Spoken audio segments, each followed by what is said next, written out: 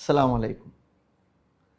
അൽ ഖനാഅത്തു bill Khaleel, പ്രവാചകൻ റസൂലുള്ളാഹി സ്വല്ലല്ലാഹു അലൈഹി വസല്ലമയുടെ ജീവിത മാതൃകയിലെ ശ്രദ്ധേയമായൊരു ഗുണമാണത്. ഉള്ളതുകൊണ്ട് ഹാപ്പി ആയിട്ട് ജീവിക്കുക, കുറച്ചുള്ളൂ എന്നുണ്ടെങ്കിലും അതിൽ സംതൃപ്തിപ്പെട്ട് ജീവിക്കുക.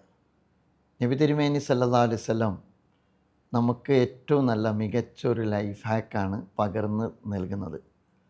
ഏറ്റവും സുന്ദരമായൊരു വചനത്തിലൂടെ റസൂലുള്ളാഹി സ്വല്ലല്ലാഹു അലൈഹി വസല്ലം ഇത് നമുക്ക് വിശദീകരിച്ച് നൽകുന്നുണ്ട്.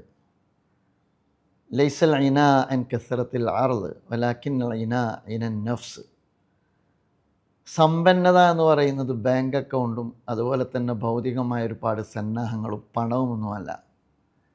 സമ്പന്നത എന്ന് പറയുന്നത് മനസ്സിൻ്റെ സമ്പന്നതയാണ്, മനസ്സിൻ്റെ ഐശ്വര്യമാണ്.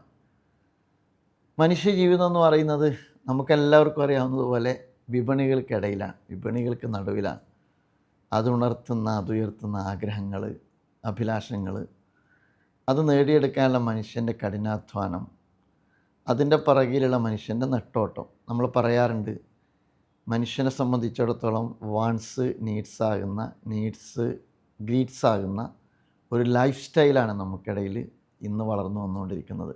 ആഗ്രഹങ്ങൾ ആവശ്യം അത്യാവശ്യവുമായി മാറുന്ന ഒരു ജീവിത രീതി, അത് നേടാനുള്ള അധ്വാനം, അത് നേടാതിരിക്കുമ്പോഴുള്ള സ്ട്രെസ്സ്, അത് നേടില്ലെന്ന് ഉറപ്പ് വരുമ്പോഴുള്ള ഡിപ്രഷൻ മനുഷ്യനെ അപകടകരമായ വഴികളിലേക്ക് വരെ, ദുരന്തങ്ങളിലേക്ക് വരെ കൊണ്ടെത്തിക്കുന്നുണ്ട്.